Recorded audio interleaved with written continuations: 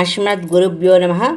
ఋగ్వేద మండలము 10 సూక్తం 90 మంత్రం 16. యజ్ఞేన యజ్ఞమయజంత దేవాస్తాని ధర్మాణి ప్రథమాన్యాసన్ తేహనాకం మహిమానః సచంత యత్ర పూర్వే సాధ్యాః సంతి దేవాః. యజ్ఞేన యజ్ఞం యజంతః దేవాః తాని ధర్మాణి ప్రథమాని ఆసన్ తే నాకం మహిమానః సచంత యత్ర పూర్వే సాధ్యాః సన్ని దేవాః.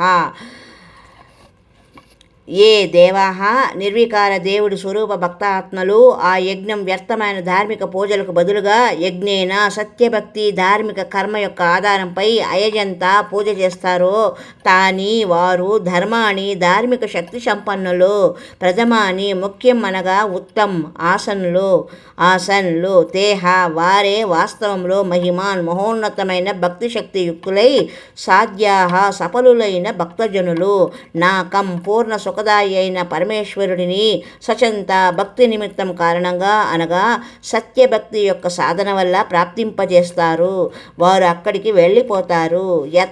ఎక్కడైతే పూర్వే సృష్టి కంటే ముందుగల దేవాహ పాపరహిత దేవస్వరూప భక్త ఆత్మలు సంతి ఉంటాయో అక్కడికి వీళ్ళు వెళ్ళిపోతారు అని చెప్పబడింది. ఏవైతే నిర్వికారము అంటే మాంసము మద్యము పొగాకు తాగడాన్ని త్యాగం చేసిన మరియు వేరే చెడు పనులు రహితమైన దేవస్వరూపి భక్తాత్మలు ఉంటాయో వారు శాస్త్రానుకూలమైన సాధన చేస్తాయో అవి భక్తి అను సంపాదన చే ధనవంతులై కాలు యొక్క రుణం నుండి ముక్తి అయి తన సత్యభక్తి యొక్క సంపాదన చే ఆ సర్వసుఖదాయి పరమాత్మను పొందుతారు అనగా సత్యలోకం వెళ్ళిపోతారు.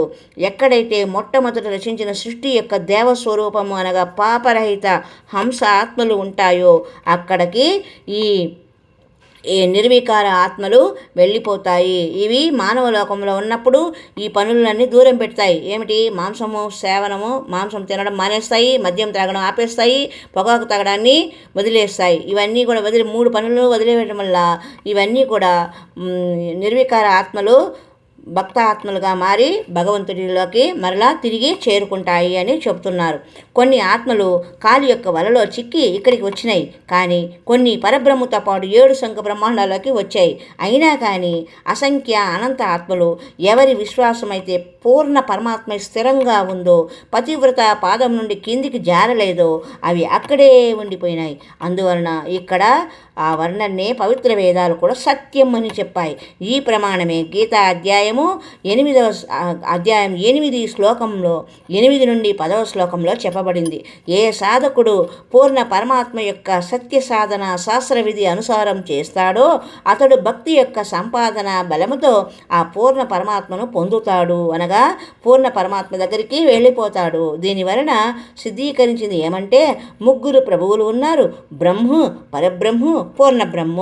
వీరిని బ్రహ్మ, ఈశా, క్షర పురుషుడు, పరబ్రహ్మ అక్షర పురుషుడు, అక్షర బ్రహ్మ ఈశ్వర్ మరియు పూర్ణ బ్రహ్మ అక్షర బ్రహ్మ పరమేశ్వరు సత్యపురుష మొదలగు పర్యాయ పదాలతో చెబుతారు. ఈ ప్రమాణమే ఋగ్వేద మండలము 9వ సూక్తము మండలం 9 సూక్తం 96 మంత్రం 17 నుండి 20లో స్పష్టం అయినది. పూర్ణ పరమాత్మ కబీర్ దేవ్ శిశురూపాన్ని ధరించి ప్రకటితమవుతారు మరియు తన నిర్మల జ్ఞానం అనగా తత్వజ్ఞానం కబీర్ వాణి ద్వారా తనను అనుసరించి వారికి చెప్పుచూ వర్ణన చేస్తారు. ఆ కబీర్ దేవ్ బ్రహ్మ యొక్క ధామము మరియు పరబ్రహ్మ యొక్క ధామం కంటే భిన్నంగా ఏ పూర్ణ బ్రహ్మ యొక్క 3వ రుతధామం ఉందో సత్యలోకం ఉందో అందులో ఆకాశంలో విరాజితమై ఉన్నాడు. మరియు సత్యలోకము తర్వాత 4వది అనామిక లోకము. అందులోనూ ఈ కబీర్ పరమేశ్వరుడు అనామీ పురుషుడు రూపంలో మనుష్య సదృశ ఆకారంలో విరాజితమై ఉన్నాడు. అనామీ లోకం అంటే ఈ లోకంలో ఇది అనామీ లోకం. ఈ లోకంలో ఆయన పేర్లు ఉండదు, ఆయన మాత్రము సశరీర రూపుడై విరాజిల్లుతూ ఉంటాడు అని చెప్పబడింది. ఈయనే పూర్ణ పరబ్రహ్మ స్వరూపము అని చెప్పబడింది. ఆయనకు ఏం పేరు ఉండదు, నిరాకారము అన్నాం కదా.